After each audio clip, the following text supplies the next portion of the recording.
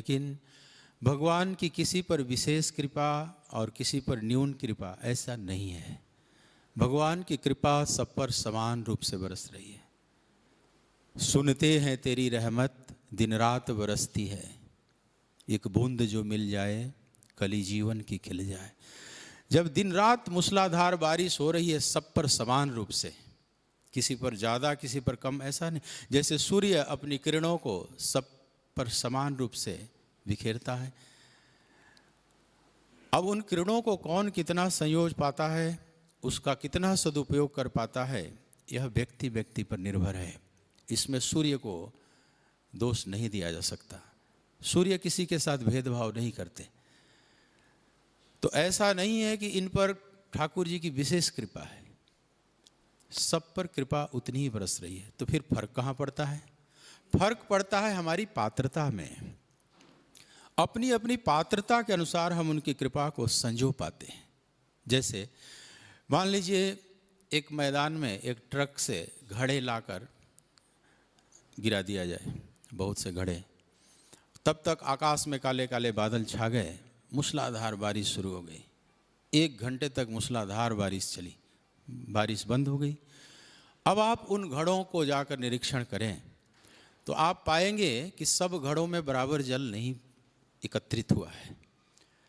जो घड़ा सीधा है आकाश की तरफ खुला हुआ है वो भर गया, भरने के बाद भी ओवरफ्लो हो रहा है।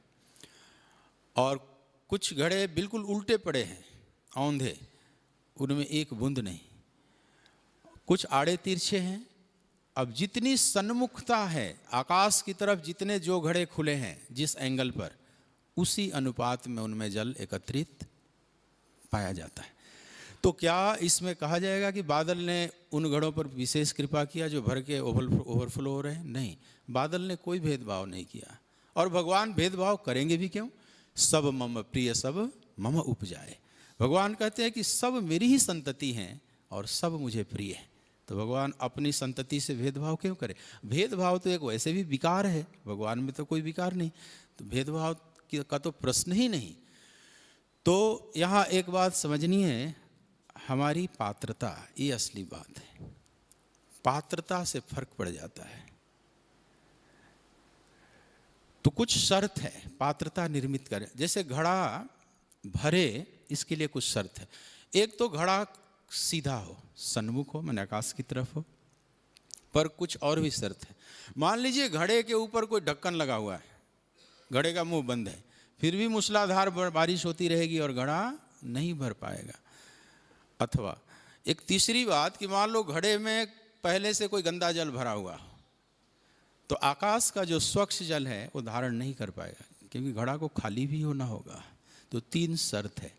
पहला, सन्मुख होना होगा, आकाश की तरफ घड़ा खुला हो, फिर खुला हो और खाली हो।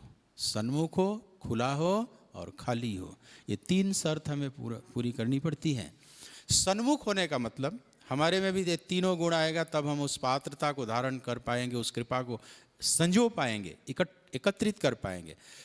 पहला तो घड़े का मुंह सीधा हो, खुला हो। इसका मतलब ये हुआ कि हमारे भीतर आस्तिकता का जन्म हो। जो उल्टा घड़ा पड़ा है वो नास्तिक है, जो ईश्वर के अस्तित्व को नहीं मानता। जो सीधा हो गया, सन्मुख हो गया, आकाश की तरफ मुंह खोलकर बैठा है, तो मतलब वो आस्तिक है। पहले ईश्वर के अस्तित्व में उसकी श्रद्धा है। ये नहीं कि ईश्वर के अस्तित्व का अनुभव कर लिया है, दोनों में बहुत फर्क है। अनुभव तो होगा, वो तो पूर्णाहुति है, लेकिन श्रद्धा हो गया। एक श्रद्धा अलग चीज। श्रद्धा माने अभी अनुभव नहीं हुआ है, लेकिन महापुरुषों की वाणी के द्वारा उसको श्रद्धा हो गई कि हमारे पूर्व महापुरुषों ने जो कहा है या सदगुरुओं ने कहा है, जरूर कुछ ठीक कह रहे हैं। तो उस अस्तित्व में जस्ट श्रद्धा, श्रद्धावान लभते ज्ञानम, भगवान गीता में कहते। श्रद्धालु अभी देखा नहीं, अनुभव नहीं हुआ, लेकिन जस्ट आगे वाले को देखकर, अपने से आदर्श महापुरुषों को देखकर वो मान लिया। तो आस्तिकता का जन्म हो गया श्रद्धा से। तो मतलब घड़ा सन्मुख हो गया, आकाश की तरफ भगवान को मान लिया। ये तो पहला शर्त है। लेकिन बहुत लोग आस्तिक तो हो जाते हैं, लेकिन घड़े का मुंह खुला नहीं है।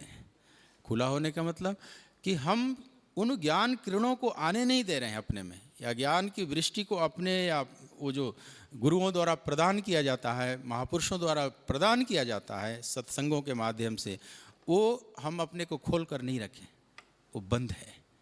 बहुत लोग जिज्ञासु नहीं होते हैं, भगवान को जैसा हम मानते हैं भगवान है, श्रद्धा है, लेकिन उसके आगे भी तो एक कदम बढ़नी चाहिए, जिज्ञासा, मुमुक्षा। तो उसमें जिज्ञासा हो कि कोई हमें बतावे, कोई समझावे, क्या करूं, कैसे करूं। तो इसका मतलब हुआ कि घड़े का मुंह खुल भी गया। जैसे आप यहाँ आकर बैठे हैं तो दो शर्त तो स्पष्ट पूरा है, आप आस्तिक भी हैं और आप कुछ सुनना भी चाहते हैं, कुछ अपने जीवन में और बढ़ाना चाहते हैं, सुनकर कुछ अच्छी बातें, तो दो शर्त। लेकिन एक तीसरी बात भी है कि घड़ा खाली हो, नहीं तो गंदा गटर का जल पहले से घड़े में भरा है तो स्वच्छ जल धारण नहीं कर। तो दो शर्त पूरा करने के बाद तीसरे शर्त में बहुत लोग चूक जाते हैं। गंदा जल माने संसार को हमने स्थान दे रखा, संसार को बहुत महत्व दे रखा अपने भीतर, तो फिर परमात्मा कहाँ बैठे, कहाँ बैठे। जब मैं था तब हरि नहीं, अब हरि हैं मैं नाही, प्रेम गली अति सांकरी तामे दो नस। तो दोनों साथ साथ नहीं रह सकते, उस संसार के जल को खाली तो करना ही होगा, और तब परमात्मा का वह जो स्वच्छ जल है हम धारण करने की पात्रता वाले हो जाते हैं। तो यह तीनों शर्त कि हमारा घड़ा सन्मुख हो, मतलब हम सन्मुख हो ही जीव मोहि जब ही, तो सन्मुखता बहुत जरूरी है। तो यह आप समझ लीजिएगा, हम सभी पर बराबर प्रभु की कृपा है।